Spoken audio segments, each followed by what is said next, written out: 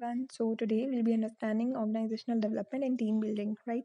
We have already understood this topic and we have already covered this topic previously, but someone commented on my video that they're not able to understand the Hindi explanation. Okay, so I'm doing this video. I'm coming with this video because I want this topic to reach as many people and especially the people who really want it. Okay, so I'm making this video in English. So let's start. So let's start with the meaning. Organizational development. So you need to understand that development means we want to be better than we are today. Okay. So for development, we need to make some changes. Now let's understand with this a personal with a personal example. Okay. For example, my health is not good today. Okay, and I'm seeing that from past 3-4 days, my health is not good. Okay, now this is a problem that we need to solve, or we need to work upon. Then what we will do, we will either go to doctor or we will analyze ourselves that what is wrong, and to fix that wrong we need to make some changes. For example, doctor told us that eat healthy. Okay, so what we have to do, that we have to understand, we have to make it a point that we eat healthy. Okay, we need to change our food habits, right? So there is a change for effectiveness of health. In the same way, in organization, we need to make our organization effective, and for that we need to do some changes, right? That is why organizational development is a collection of change methods that try to improve organizational effectiveness, right? Now, features. When we are doing organizational development, we need to understand something. We need to, have something in our mind. That is, it is a plan change. We cannot just think someday that we want this to change and we change it. No, this does not happen. We need to understand, analyze that what needs to be changed, and that change is planned. Okay. Then it is organizational wide. So it is incorporated at all levels in organization. Okay, at all levels, and with we try to incorporate it. Like for example, it is about employees. Okay, we want to make our employees well mannered or something like that. We want to make a behavioral change in employees. So it's not that a single department will incorporate that change and the other departments will not. It's not like that. So the change should be organization wide. It should be recognized organization wide, right? Then participation of change agent. Now for example, you want to change something related to workers. So you need to what will you think that talk to the unions and just go to union and try to convince them so that they can be our change agent, so that workers believe in our policy, right? Then we have increasing effectiveness. We need to understand that when we are making a change, it should be for the good. Okay, it should increase effectiveness. Then employ emphasis on action research. We should always understand that we should be focused upon that whatever we are doing today, okay, this should have a positive impact. Okay, we should research about, if we research enough about that. Okay, then we have dynamic process. So change is a dynamic process. It is not that today we are doing something and tomorrow will be the same. Okay, in organization there are different challenges for different days. Okay, so we have to change continuously to be able to cope up with that volatile environment, right? Then we have long range activity. So the organizational development is not that short term activity. Okay, it needs to be developed with time and with planned things. Okay, so it's a time taking and long activity. Then we have process. Okay, so how do we do organizational development? Firstly, we identify the problem. Okay, then see, example will be the same.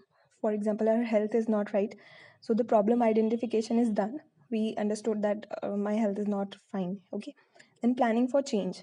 Now I'm planning for change because when I consulted the doctor, yeah, or when I analyze myself, then I understood that there needs to be a change. Okay, then I'm planning for change. Okay, then I have already done problem identification and planning for change. Now intervening in the system is what I understood that I need to change my food habits. So now I'll be intervening in my system, in my food habits. So, okay, so for the effectiveness of my health, right? And then finally I will evaluate that whatever interventions I have made in my system, are they enough for my health or for the effectiveness of my health, right? So this is the process in organization also. We need to identify the problem, we need to plan for change, then we need to intervene in the system, and then finally we have to evaluate, right?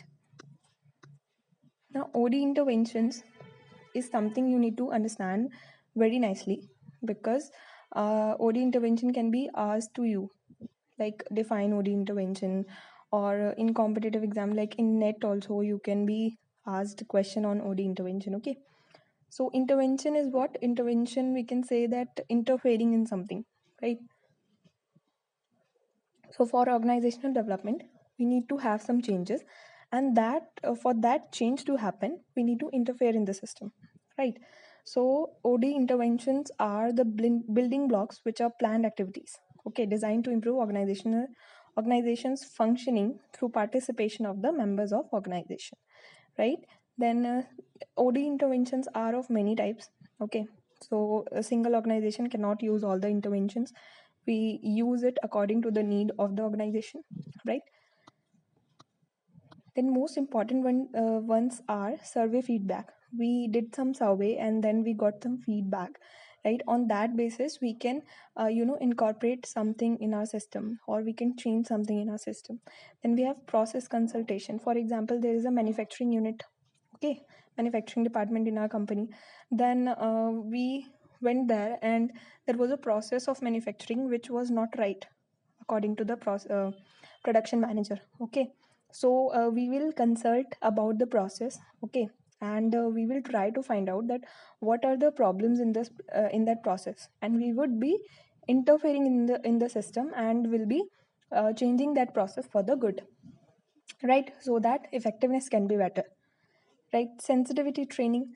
Then we have sensitivity training. It is about how you can change the behavior of people by training them, by telling them that okay, the organization is uh, like our home. Okay, so we need to be cautious while we are dealing with each other. We need to be respectful to each other. Okay, so that affects the work also, because work culture is very important.